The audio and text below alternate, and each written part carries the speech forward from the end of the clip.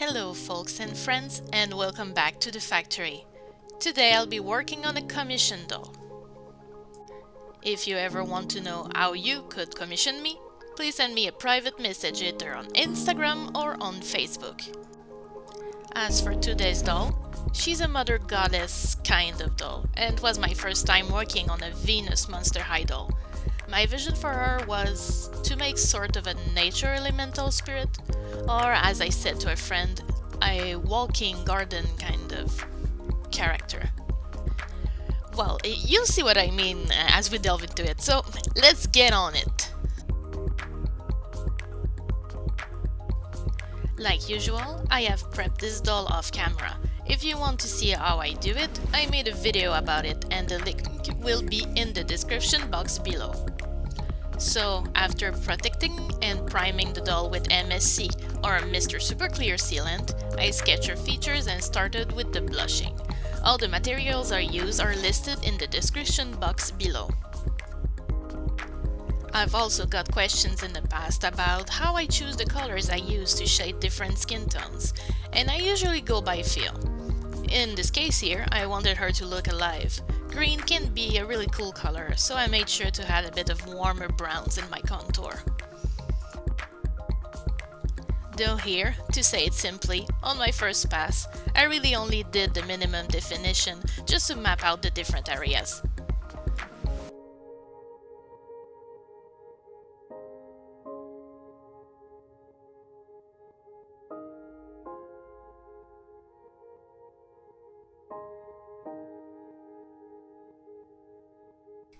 And this is where we enter experimental territory.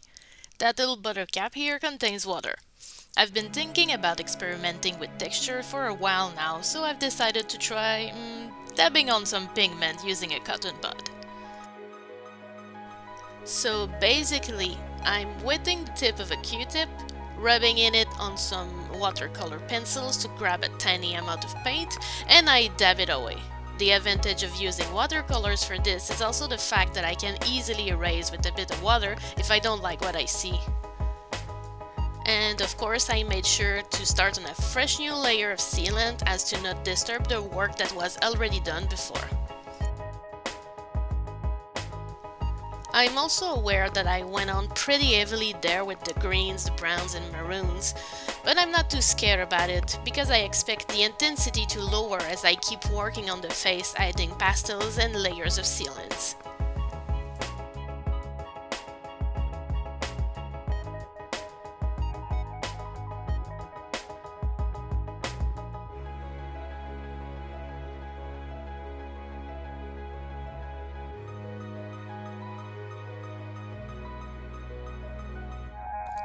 When I am done with the texture, I start defining a few lines and I work a bit on the skin tone variations.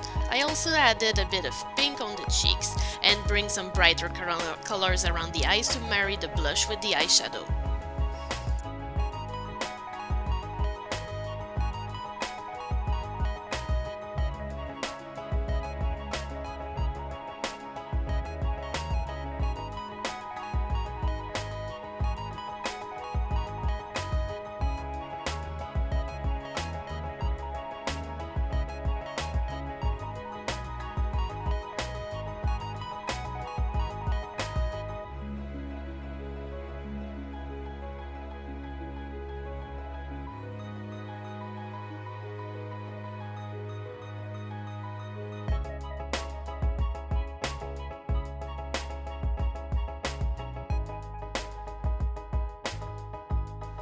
One thing I've also started doing recently is using very pigmented white pastel to bring out stronger highlights. I'm using a white pastel pencil by Derwent here under the eyes and I blend it a bit with my brush afterwards. I also use it to build a white base for the eyes.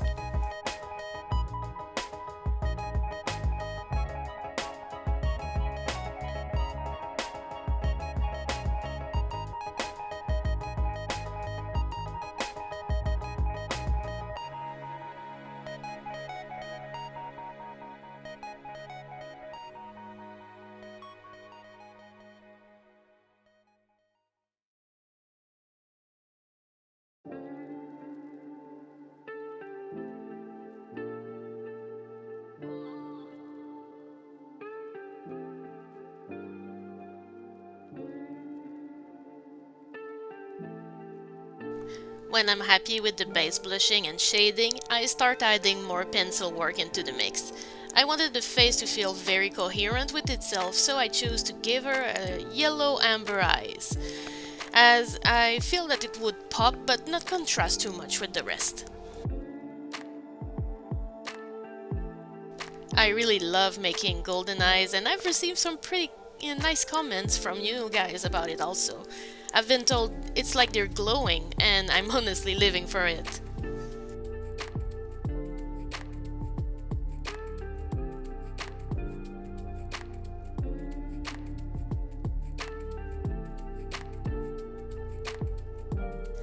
You see me here gradually darkening some lines, and it's not super obvious on camera, but I am actually avoiding the use of pure black at this stage. I'm opting for dark greens, blues, purples and browns.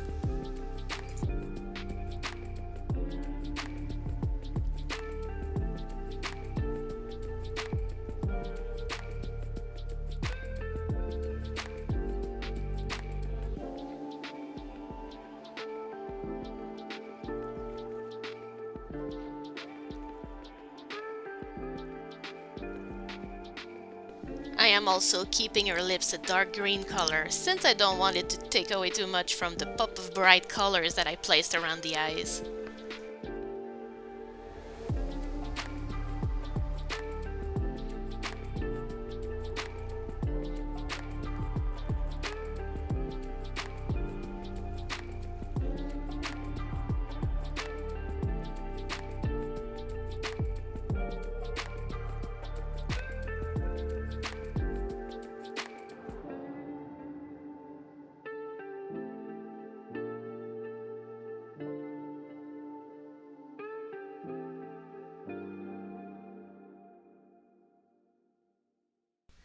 Obviously, I had to cut some footage to make it into a shorter video, but actually, I think I took like the time to refine the pencil work on maybe 3 layers of MSC. I do like to take my time even though I'm kind of an impatient person. I feel like it helps me pushing my skills to the next level. Oh, and yes, this here, it's definitely black. It's black pastel actually. I'm just sparingly applying it and then I lightly blend it. I precise it though, I really do usually save it for the last layer of pigment. Black is an unforgiving pigment after all. You can always add more, but you cannot remove it.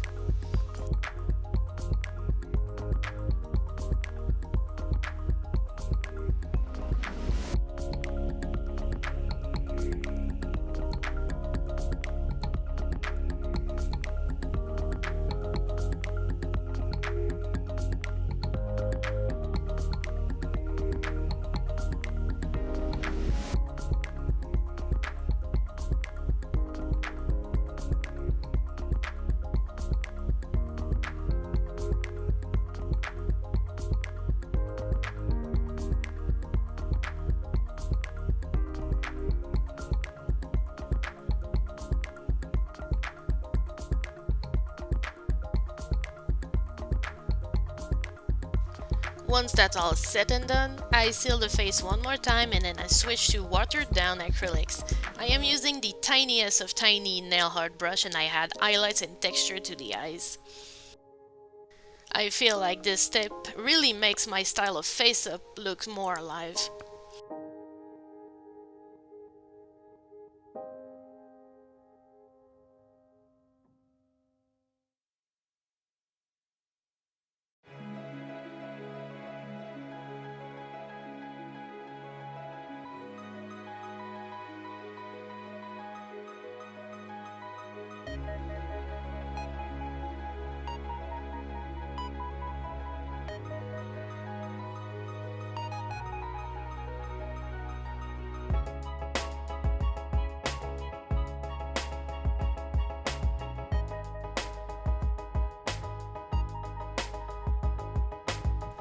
Usually, I would follow that with a bit of black, but this time around I decided I wanted to try maybe lashes that looks more brown than black to fit more with the color story.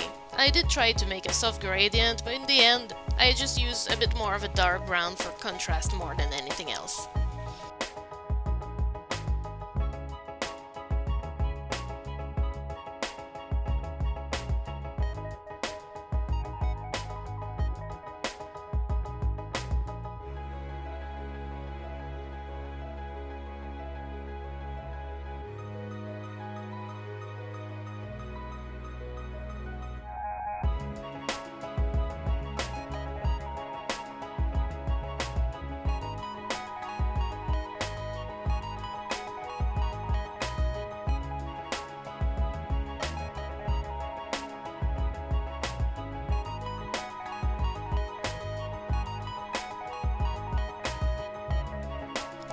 As a last minute idea, I also gave her white freckles. It was like go big or go home, I guess. She's so textured and honestly, I had a blast making her and I absolutely loved the result. And that's our girl, with her lip glossed and her hair out, to give you an idea. That hair is super chunky yarn, and I actually only rerouted the perimeter and the part. It was more than enough. Here, I made a circle with some jewelry metal wire because I wanted to give her a crown fit for a mother goddess of fertility. For this project, I actually bought a lot of fake plants at my local craft store, and I just started to free-handedly wrap some around the base. At some point, I even considered animalistic horns or antlers, but I dropped that idea pretty quickly and just added more and more plants. I'll keep that other idea on the side though, just in case.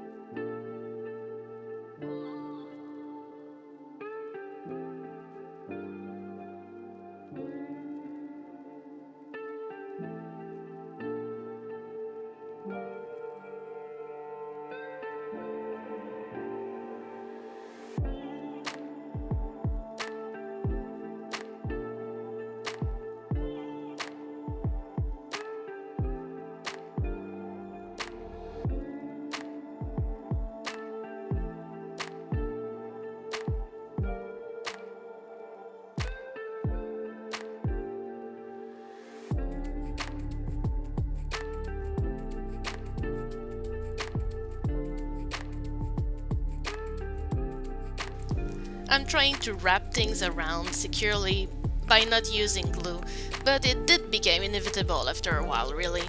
I did tie some pieces with dark green thread, but there was just so much I could do to make it really secure, so yeah. And I used hot glue if you wonder.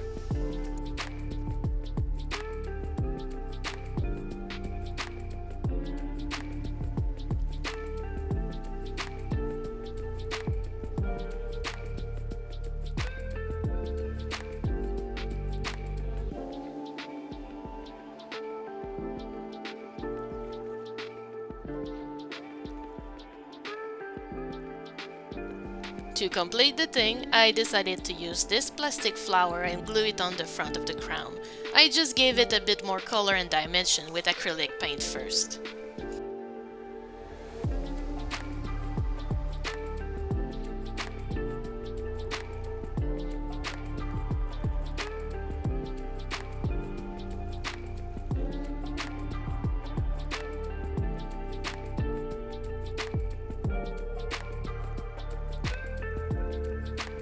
I wanted to affix the crown on her head with long pins in a more permanent way, but first I needed to style that mane of hair. I did not straighten it, as I liked how wild and poofy it looked. I simply added a couple of braids and placed them in a way that would hide that scalp I did not reroute. I also added a piece of twisted wire and some plants to embellish it. Okay, so at first I had absolutely no idea how to dress her. I just knew I needed to make her exposed enough to make her easy to pose and be posed in a lot of different ways. In the end, I settled on this shape for a skirt. At first I wanted it to be a bustier, but I failed to make it fall the way I wanted in the back, so I more or less repurposed it. I sewed it on and I added a single snap. It's now cute and easy to put on or remove. So yeah, I jumped on the body then and I decided I was going to use more of these fake plants and just cover a lady bits and add some for added flair. I'm using hot glue, of course. And if you know me well, you must wonder why I did not sand her body first and blushed her. Well, I would have usually, but I had no intention of doing that. Not at first, actually. The conditioner told me the doll was to be posed and moved a lot, so I figured I would not risk her being scratched. I thought maybe this would not matter too much if I covered her well enough. Spoiler alert, it did not.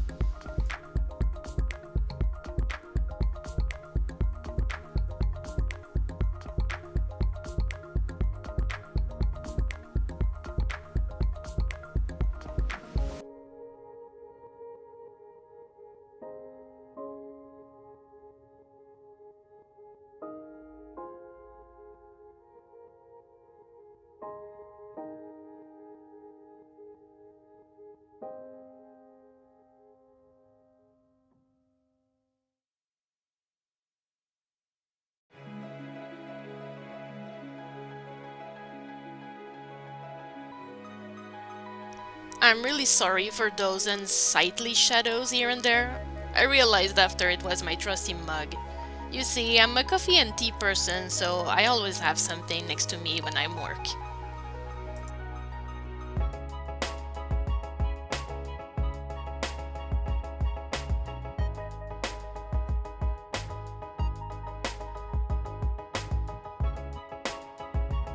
As another addition on the spot, I decided to line most of those leaves that looks like scales with a line of metallic green paint, and it really added to the entire look in my opinion.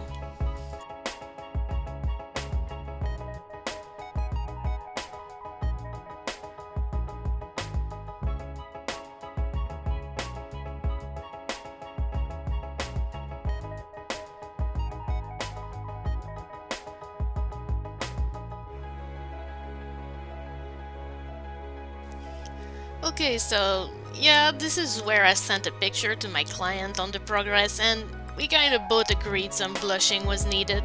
So I did my best to roughly sand some areas before going in with pastels, and even with a bit of the same texture I did on the face. It's really messy, but somewhat it ties up well together. I had to coat some plant elements with Mod Podge because MSC made it perfectly matte, but matte Mod Podge actually dries semi-shiny, so it was the perfect fix.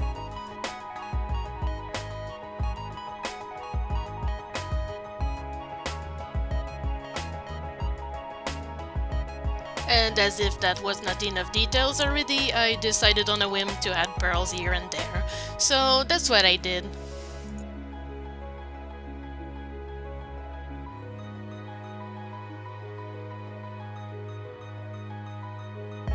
And that, folks and friends, completes this custom. A custom that I decided to name Flora for all those flowers.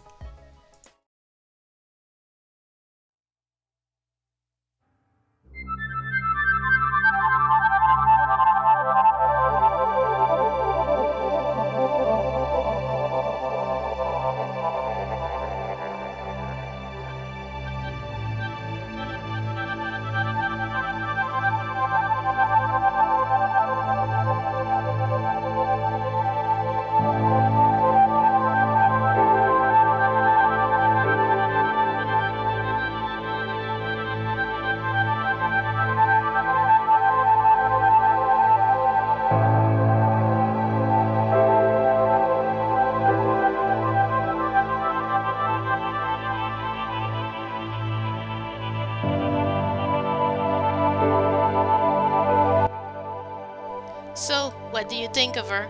Please let me know in the comments below. Like this video if you enjoyed it, and consider subscribing, it really helps me a lot. Next Repaint video will also feature a commission, but the next Sailor Princess is also in progress, and that will be Mini Moon. In the meantime, though, stay safe.